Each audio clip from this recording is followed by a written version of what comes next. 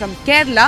And we have also in fact been informed by the Kerala Health Department that one case of JN.1 variant, which is a lineage of BA2.86, has in fact been detected in a 79-year-old woman. All the state governments have been advised that they need to ensure that any sort of influenza-like illness or severe acute respiratory illnesses, all these cases should be reported. They should be closely watched. Apart from that, the RT-PCR test needs to increase, antigen test needs to increase.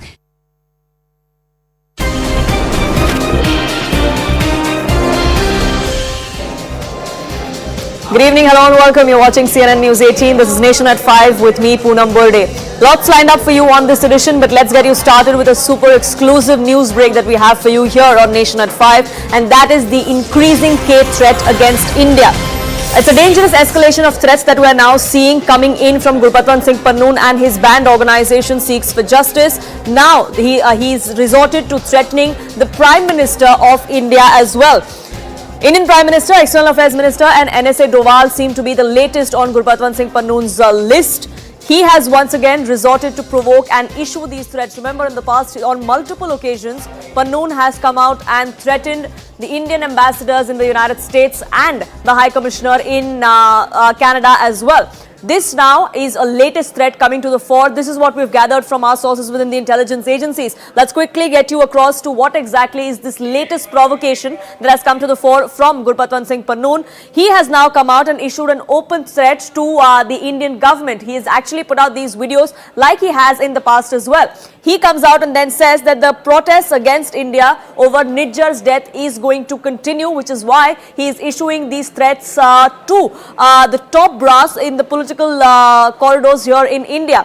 Gurpatwant Pannu has gone on to give measure for measure call in Canada. He's trying to mobilize their people there against India and the Indian establishment. He's asked if enemies of Sikhs have 24/7 security. If not, then why exactly is the Prime Minister of this country getting security is the question Gurpatwant Pannu has come out and asked in his latest threat against India. He's gone on to call this an axis of evil.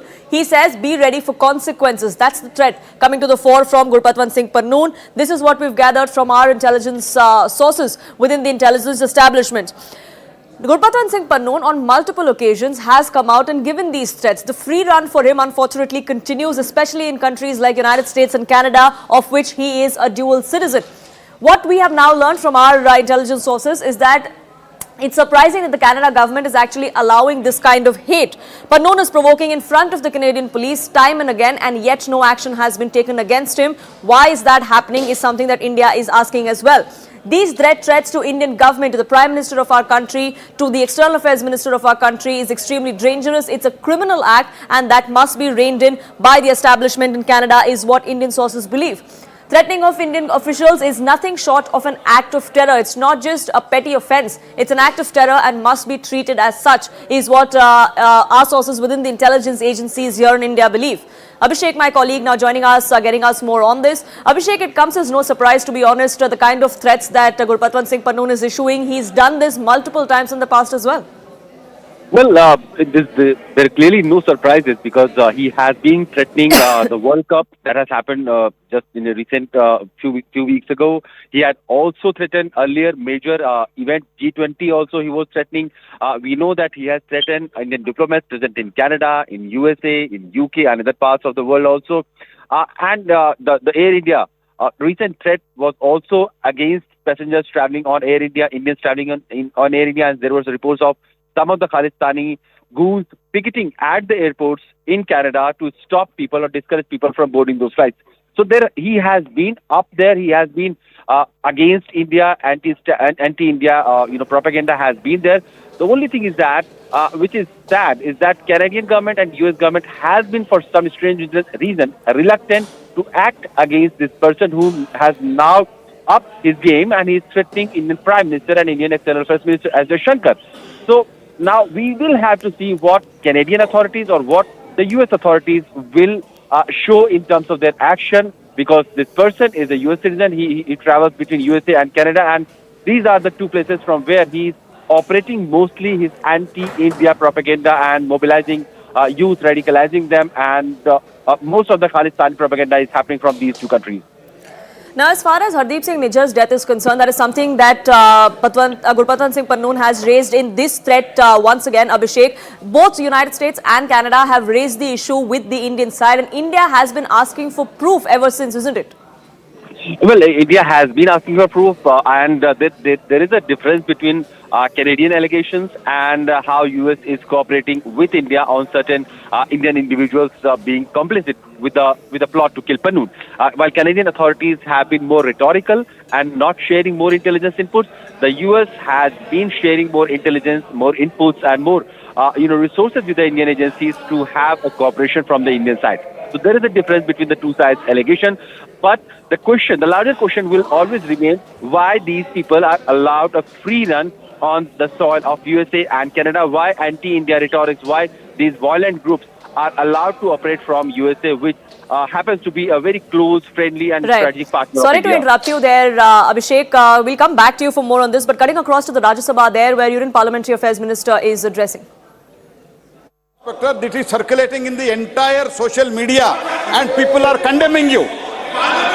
And in the whole of perspective, sir, if I can recall here, sir, from the beginning, Congress party had deliberately been insulting our president, the Rashtrapati of this country, who comes from tribal community, and from the day one, their party leader in the other house, he tried to insult her, sir.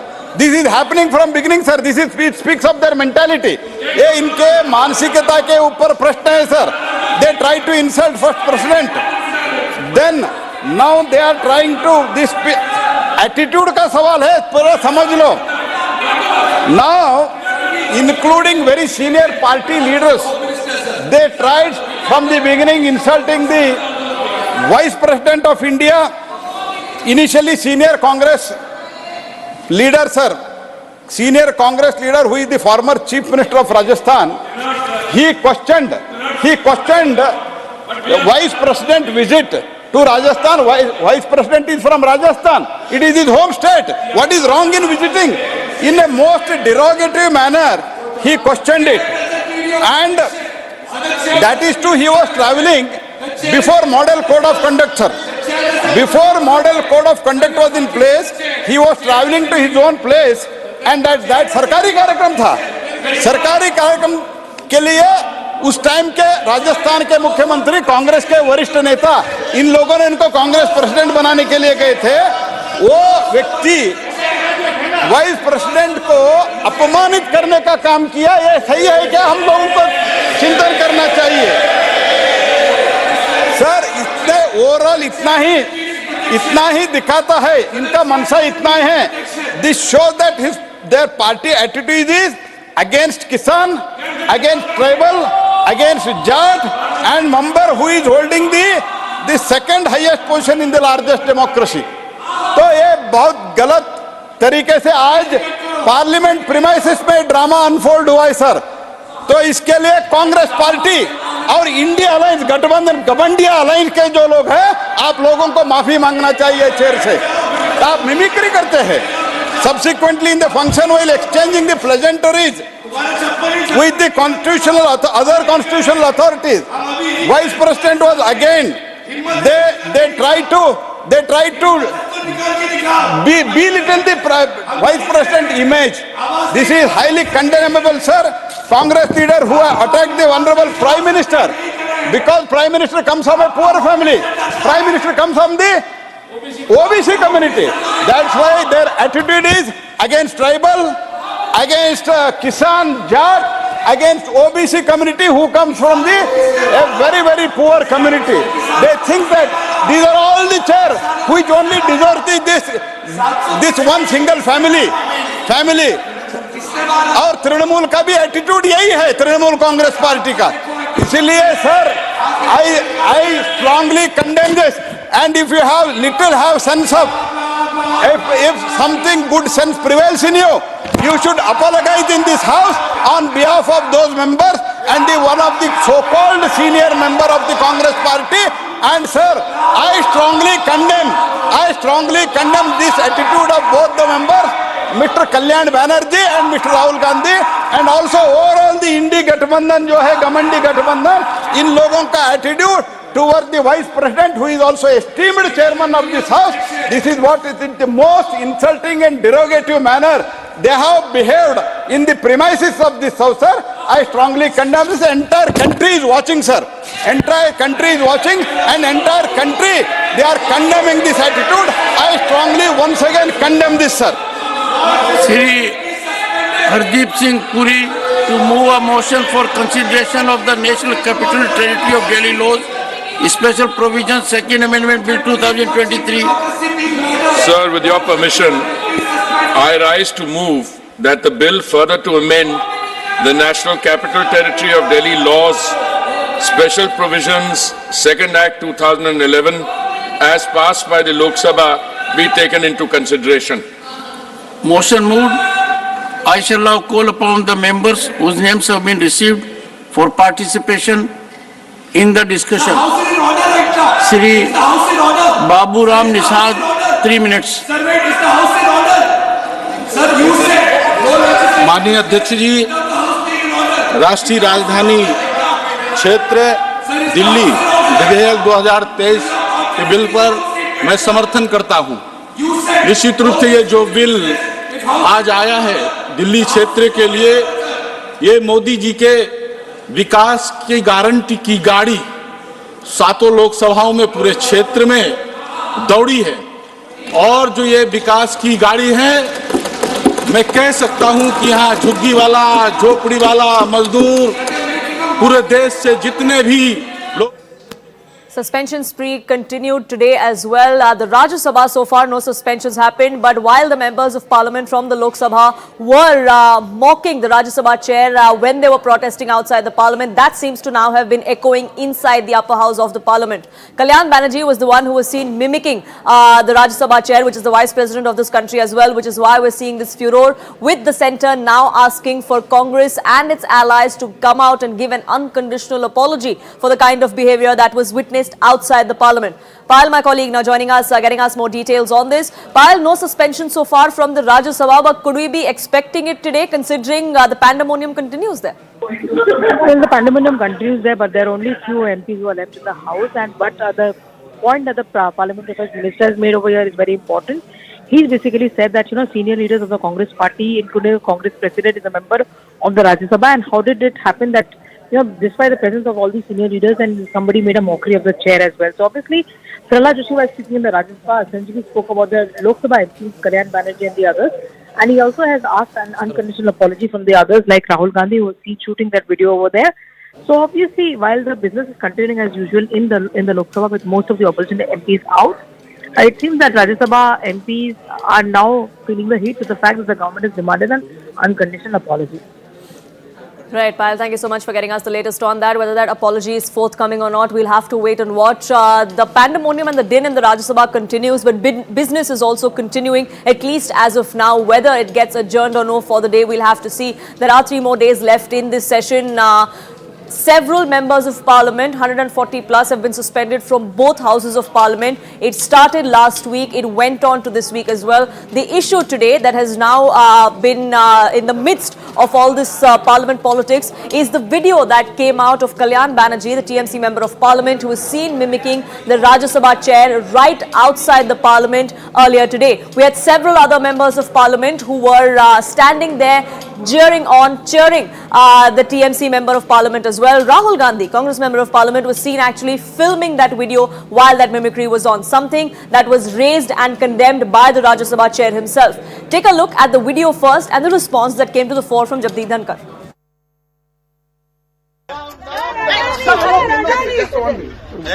Mr. Roy, you are a lawyer. I am a lawyer. You are a lawyer. I am a lawyer. Mr. Nariman is not a good lawyer. How many cases is not? I have done in Supreme Court. I have done in Supreme Court. I have read. What understand? For a lawyer. My spine is so straight. Point of order, sir. No, you, Mr. Gandhi, you must understand. Lok Sabha. You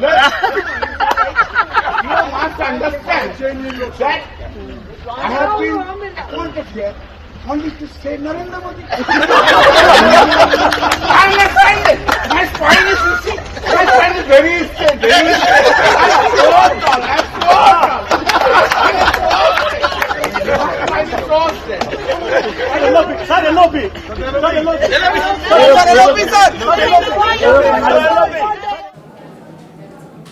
मैंने कुछ देर पहले एक TV channel पर देखा है, गिरावट की कोई हद नहीं है, गिरावट की कोई हद नहीं है। आपके एक बड़े नेता एक सांसद के असंसदीय व्यवहार को वीडियो कर रहे थे। आपसे भी बहुत बड़े नेता हैं वो। मैं तो यही कह सकता हूं, सद्बुद्धि आए, कुछ तो सीमा होती होगी, कुछ जगह तो बख्शो, कुछ जगह तो बख्शो। Pallavi, my colleague, now joining us, getting us more perspective on this. Pallavi, we've seen the kind of din in both houses of parliament. We had suspensions happen in the Lok Sabha as well. Business continues for the moment in Rajya Sabha, but the din continues there as well. Could we be looking at more more suspensions from the upper house as well? Yeah, quite possible. That is something which cannot be ruled out. And there are a handful of MPs left in the opposition, the India front opposition, as far as Lok Sabha is also concerned. The Gandhis, for example, are very much there. But it has created a lot of bad blood now between the government on one side and the opposition parties on the other. In fact, just a short while back, the Parliamentary Affairs Minister has asked for an apology from Kalyan Banerjee, also from Rahul Gandhi, to make the video which shows them mocking the chairperson of the Rajya Sabha. And even as we speak, the India front meeting is going on, and this is certainly one of the points which are being discussed, because this is one catalyst which has managed to bring the solidarity factor. We saw once the results had come out in Madhya Pradesh, Chhattisgarh and Rajasthan, there were many like the TMC and RJD who were quite critical of the Congress's ability to, take on the BJP for 2024. Well, the suspensions of 141 MPs is a strong reason enough for all the India front parties to talk in one voice, but it doesn't do much as far as the acrimony ending is concerned, Poonam, because they are important bills. The 3 criminal amendment bills are something on which the opposition had a very strong opinion on. In fact, they had given a dissent note when this bill had come out for a review in the Parliamentary Standing Committee, and in any other situation, if the suspensions hadn't happened, then everyone was allotted time and they would have been speaking. So there has been a boycott, there has been a non-cooperation, and the fallout is the easy passage of some of these very contentious bills. Right, the passage may be easy as far as these bills are concerned, but the pandemonium both inside and outside the house continues, because the opposition says this is democracy being suspended, this is democracy being muted. Pallavi, thank you so much for getting us perspective on that, but let's listen into some of those reactions that came to the fore from outside the parliament. Bharatiya Janata party किस मुंह से लोकसभा को मंदिर कहेगी? यहाँ जनता से चुनकर के लोग आते हैं अपनी बात कहने के लिए। सहमति असहमति हो सकती है, अपनी बात रख सकते हैं। यहाँ तमाम पुरानी बिल्डिंग में मनुस्मृति की चीजें रखी हैं कि यहाँ हमें अधिकार है कि हम अब सही बात करें। ये सरकार सही बात सुनना ही नहीं चाहती है। सच्चाई से क्यों सरकार भाग रही है? They've suspended another 42 people today. It's clear they want an opposition mukt Lok Sabha, and presumably they'll do something similar in the Rajya Sabha. I think at this point we have to really start, unfortunately, writing the obituaries for parliamentary democracy in India. The basic principle of parliamentary accountability has been violated by the Home Minister not coming to the House to talk about what he's been telling the media outside, and secondly to initiate a discussion, which would have been the right thing to do, neither of which has happened. Then when opposition protested that, demanding it, they were suspended. So today, in solidarity with my colleagues, I too joined the protest, and everybody literally who was present today has been suspended for the rest of the session, which means that they want to pass their bills without any discussion. I think it's a betrayal of parliamentary democracy. आज प्रधानमंत्री ने क्या संदेश दिया, खास करके जिस तरह का रवैया रहा है ऑपोजिशन का पार्लियामेंट को लेके? देखिए, प्रधानमंत्री जी समय समय पर सभी कार्यकर्ताओं का मार्गदर्शन करते रहते हैं। उन्होंने यही कहा कि विकसित भारत संकल्प यात्रा जो है उसमें किस तरह से हम सबको अपनी भागीदारी करनी चाहिए। ये अपने आप में बहुत एक अनूठा प्रयास है, जहाँ सरकार जो है वो खुद आम जनता के बीच में जा रही है। और इसके साथ साथ उन्होंने ये भी कहा कि बहुत महत्वपूर्ण बिल जो आ रहे हैं, जो 150-200 साल पुराने IPC, CRPC और एविडेंस एक्ट के जो बिल हैं, उनके अंदर अगर हम सब मिलकर जो है संविधान का सम्मान करते हुए उसमें भागीदारी करेंगे तो मुझे लगता है कि वो बहुत इम्पोर्टेंट भी रहेगा और सबके लिए बहुत फायदेमंद भी रहेगा। लेकिन जिस तरह की नकारात्मक राजनीति जो है वो विपक्ष कर रहा है, तो वो सब जनता जानती है और जनता जिस तरह से पिछले 5 चुनाव के अंदर उनको जो है मुंहतोड़ जवाब दे चुकी है और आगे भी ऐसे ही देगी। मुझे ये बताइए, पुलिस किसके हाथ में है? वो सारी होम मिनिस्ट्री के नीचे है। तो क्या हो जाता अगर वो 5 मिनट आते और कहते जनाब ये हो गया है, हम इस पर कार्रवाई कर रहे हैं, और क्या कहना है? कि प्रोटेस्ट कब तक चलता रहेगा? जब तक वहाँ एक भी रहे। सदन के अंदर सबके सामने, सबकी निगाहों के सामने हम ये बार बार गुहार लगाते आ रहे हैं कि होम मिनिस्टर एक बार एक बयान दे। इसमें क्या प्लान है, क्या इसमें साजिश है, मुझे पता नहीं। और बीजेपी पार्टी ये तो आदी है वो लोग कि जब अपने को कोई जवाब देने की स्थिति में नहीं रहते तो दूसरे पर आरोप लगा देते, इसमें माहिर है वो। और हम सदन की संरक्षण, सदन की सुरक्षा की बात कहे हैं, देश की सुरक्षा की बात करते हैं। कुछ आपको याद होंगे कि कभी हम गलवान की घाटी में हमलावर जब होते हैं चीनी फौजों ने, तब भी हम लोग सुरक्षा से बात उठाई थी, तब भी उन्हें अच्छा नहीं लगे। आज संसद के अंदर हमला हो रहे हैं, ये भी सुरक्षा की बात है, उन्हें अच्छा नहीं लगे। जो वर्तमान संसद में हुआ, इसको लेकर प्रधानमंत्री जी ने बहुत पीड़ा व्यक्त की। संसद चर्चा का विषय है। कई गंभीर बिल जिसे देश के विकास का और रास्ता बढ़ेगा, उस पर चर्चा होनी चाहिए। और ये जो ब्लॉक कर रहे हैं, जो अवरोध पैदा कर रहे हैं, ये उनकी हताशा है 3 प्रदेशों में हार के कारण। तो उस हताशा की खींच को निकालने के लिए संसद में अवरोध पैदा किया जा रहा है। और उससे बड़ी चिंता की बात यह है कि जो नौजवान बच्चे लोगों ने कुछ किया, उसको डायरेक्टली इनडायरेक्टली जस्टिफाई करना, ये तो और भी चिंताजनक है लोकतंत्र में। The political war of words continued both inside the parliament and outside. That will remain the big story, not just for today, but for the remainder of this session as well, because the war of words between the opposition and the treasury benches is going to continue, even as we see business take place in both houses of parliament. We keep a track of that and much more here on Nation at 5. For now, it's time for a quick break.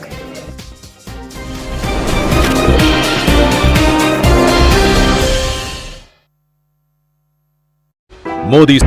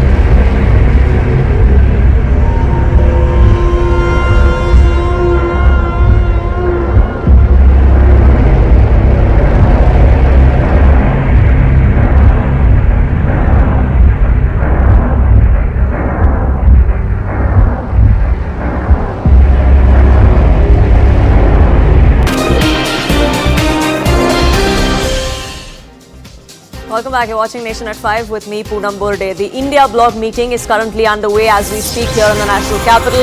We now have information coming in from inside that meeting. Sources are now telling us that there were no opening statements this time around in this particular meeting that took place of the 27 India bloc parties. All the leaders are making their points separately is what we're given to understand. This seems to be a different strategy or a different outcome really so far as the India bloc meeting is concerned. Over the last 4 meetings that we have seen, there were always opening remarks that were made, but this time around there has been a departure from that. Sharon, my colleague, now joining us from outside the India bloc meeting. When you getting us these details exclusively coming in from inside the meeting. Sharon, what else have you gathered from your sources within the opposition?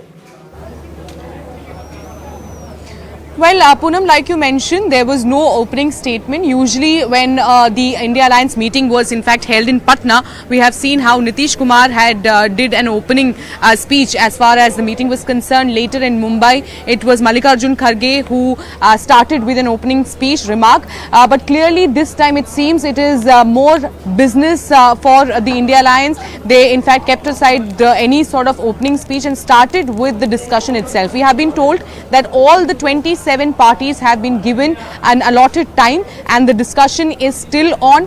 One of the discussion was of course of the suspension. Over 100 MPs have been suspended in both the houses. That was something that has come up in the meeting, and they have condemned the suspension of the MPs. Now similarly after this discussion we have in fact been hearing that Congress party is going to do a series of meeting tomorrow at Parliament, which will be presided by Sonia Gandhi herself as to what is going to be the strategy of the MPs when it comes to the suspension, when it comes to the remaining session of Parliament. Now apart from that, we have been told that around 6:30 p.m. is when there is going to be a press conference. We will get to know what is their strategy, what is the discussion on the seat sharing so far, because we know that the seat sharing, as far as the seat sharing is concerned, they want to accelerate the entire process. They want it to be the priority and make sure that the talks around seat sharing accelerates as soon as possible.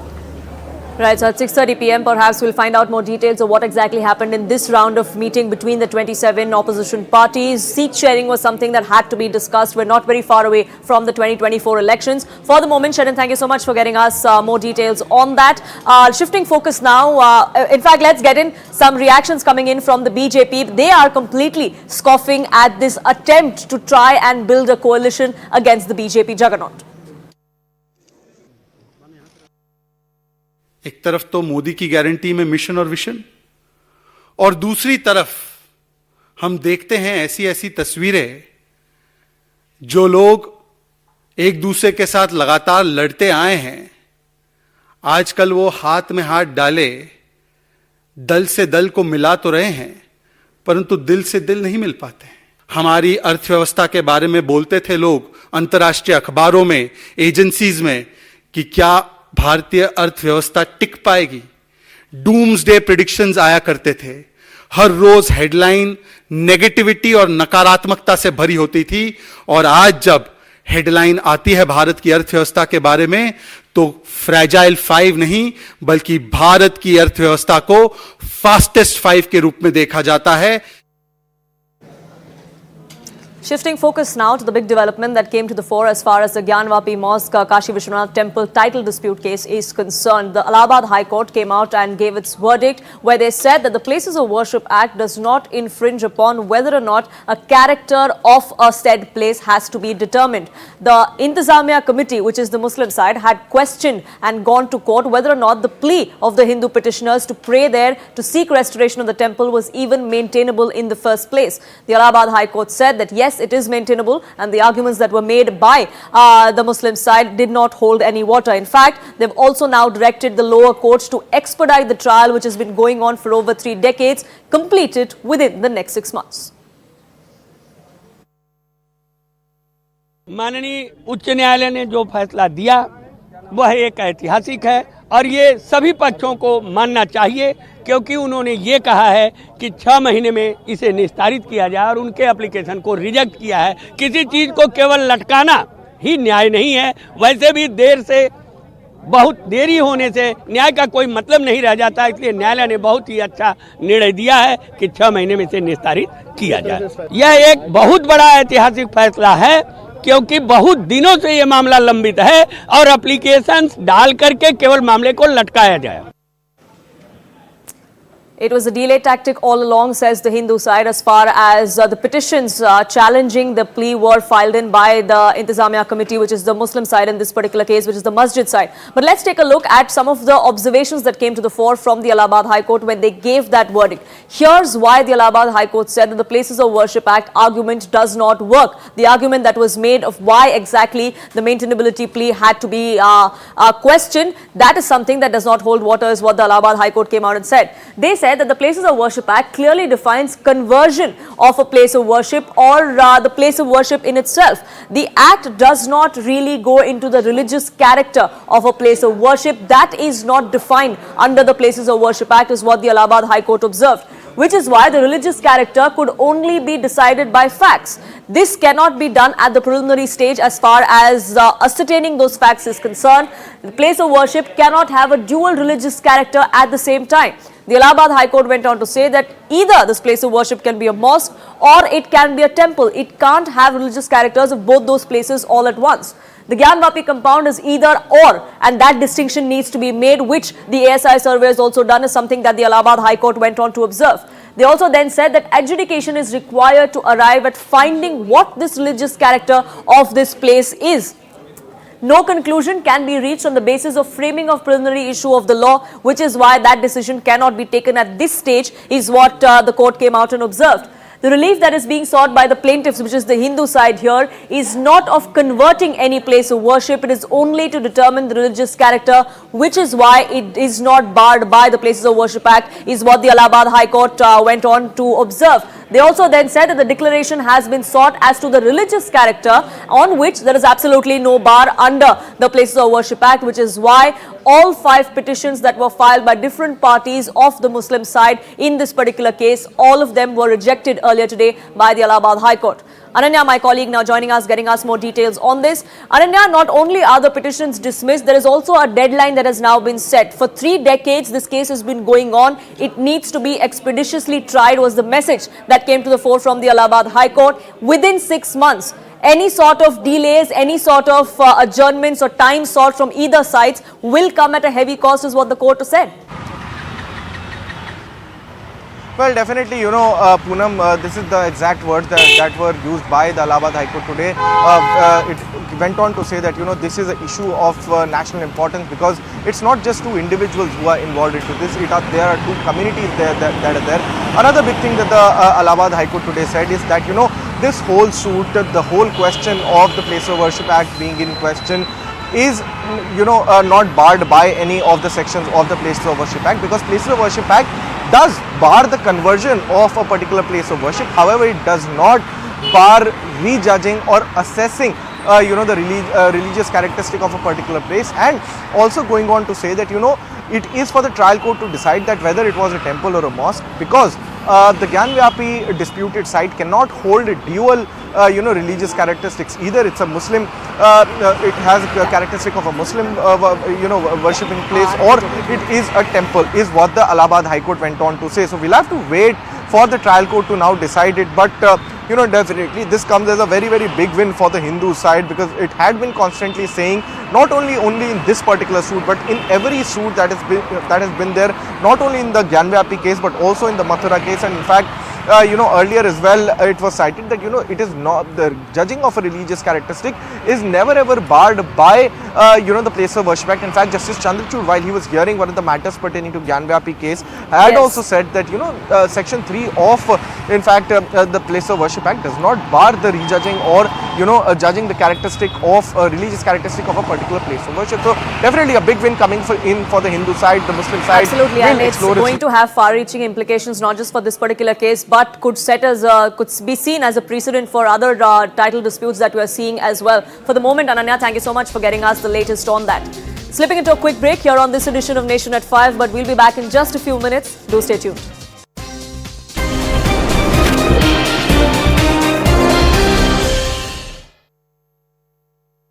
Brought to you by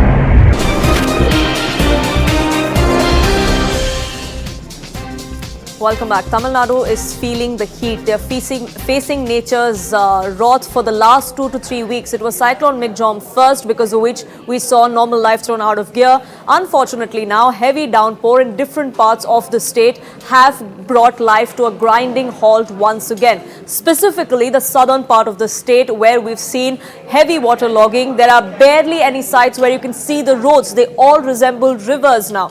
Several passengers were stranded, over 800 or so, for hours together at one particular station in Tamil Nadu because the tracks were barely seen. There was just water all over. Finally, the NDRF team reached there after hours of trying to get to that place. Some of them have now been rescued. Some others are still awaiting help. CNN News 18 was one of the first news channels to have reached that particular spot to take a stock of what exactly was transpiring, what relief measures were bringing in, and how the rescue was going through. Take a look at the special report. We are at Jabbanagar in Vasantapuram in Tirunelveli district. Here we can see the situation of the houses even after the rains have stopped. Water has entered.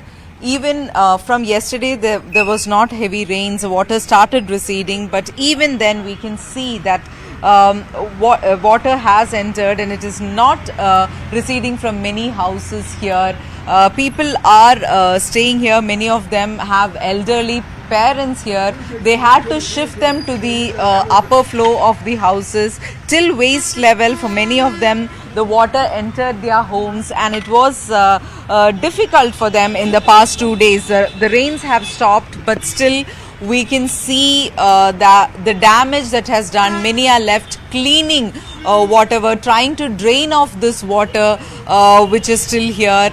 The entire house, many of the furniture have been damaged. Let's try and get, you're staying here.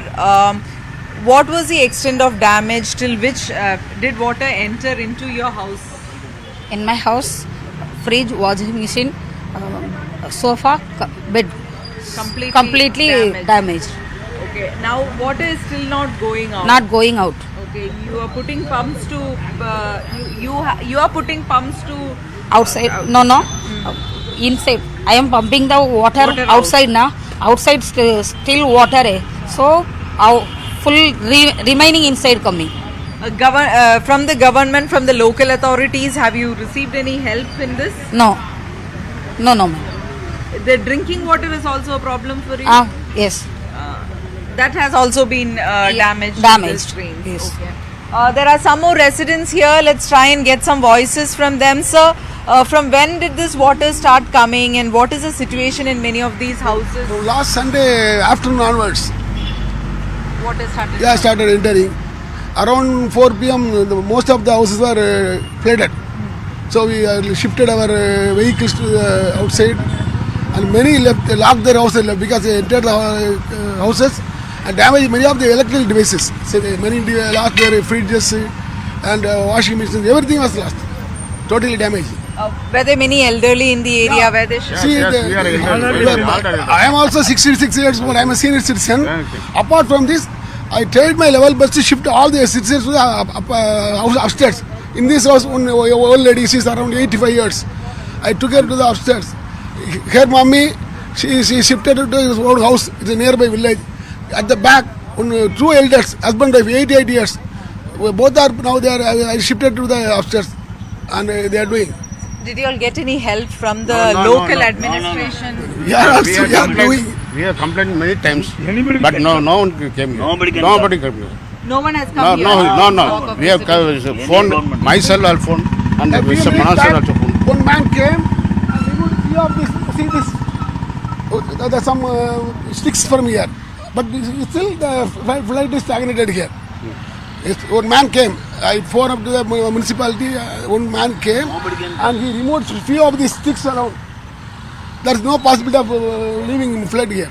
It's still stagnated here. Now are you all stuck with cleaning whatever is left? What is Yes. We are cleaning, but what can we do? We are complaining. No one is coming. We are all aged people. His father is having 100 years, 95 years. He is staying here only with him. What can we do? See, my house is little high. My house is little high. So it didn't enter my house. So I didn't bother about my father. He is safe.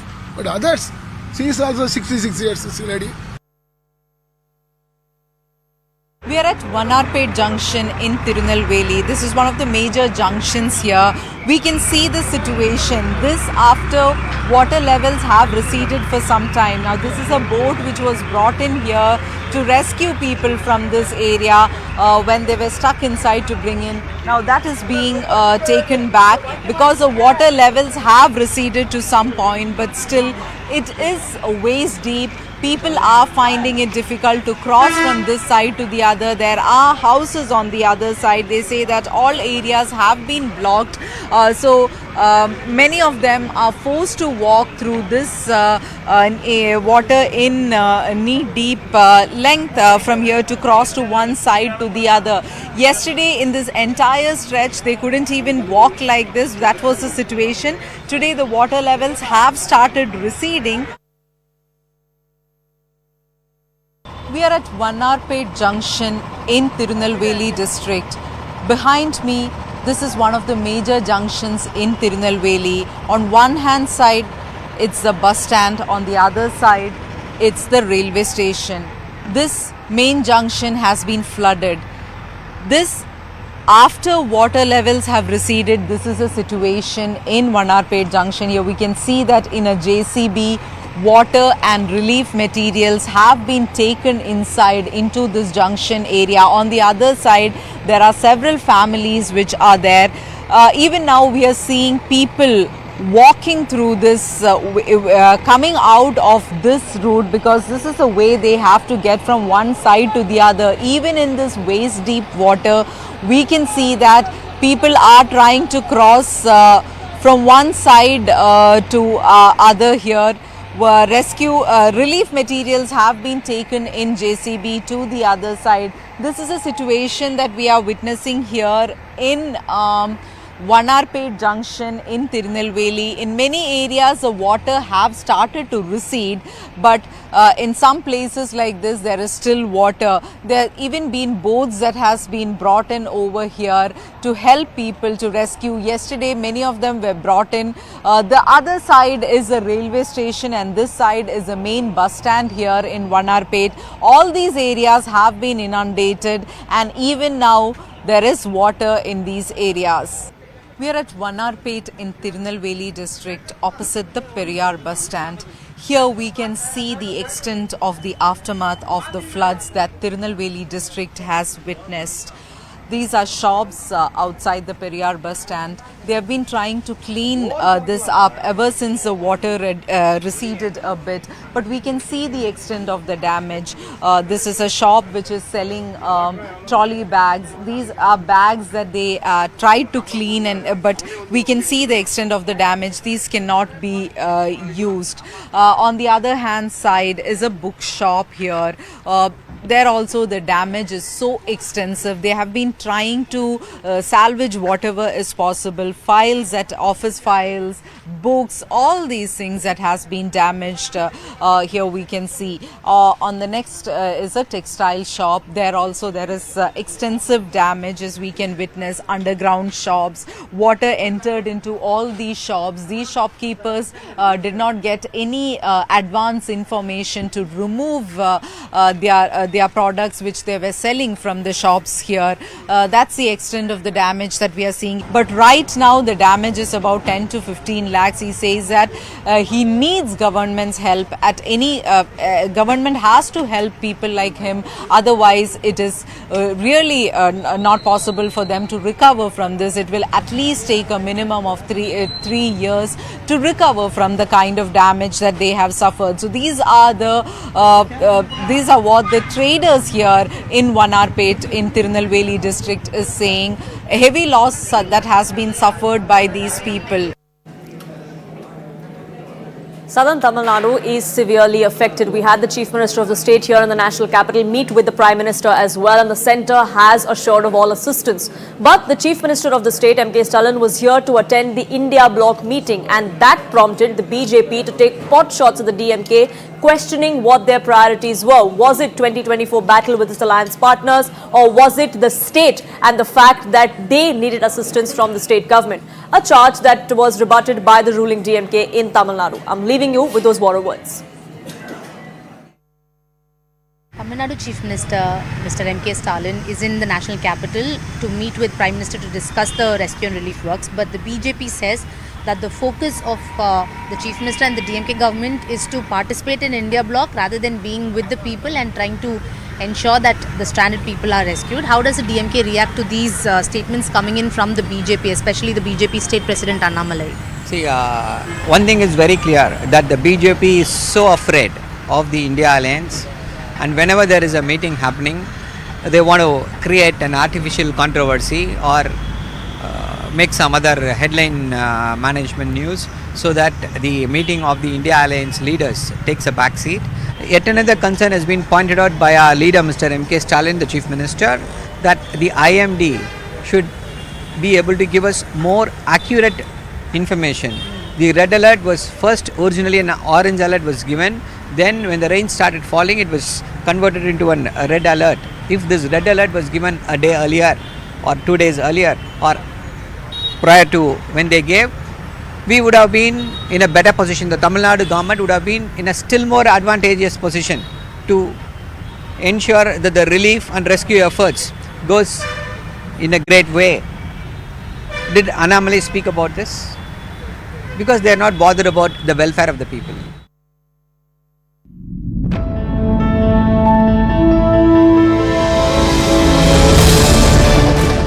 Remove two Congress governments in Rajasthan and Chhattisgarh after one term, that's a worry for the Congress party. Why they are not being able to buck anti-incumbency? There's a different kind of a work culture in a cadre-based party like BJP, which maybe the commentators are still getting used to.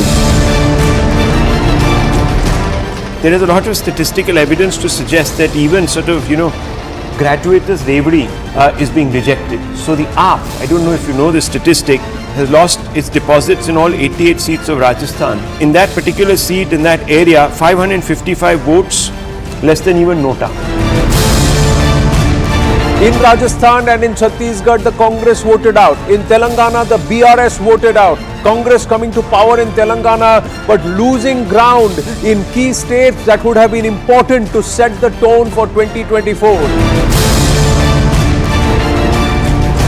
No exit poll predicted the BJP victory in Chhattisgarh since the formation of the state. Clearly the tribal vote has come back to the BJP, not just in Chhattisgarh, the tribal vote has come back in Madhya Pradesh and also in Rajasthan.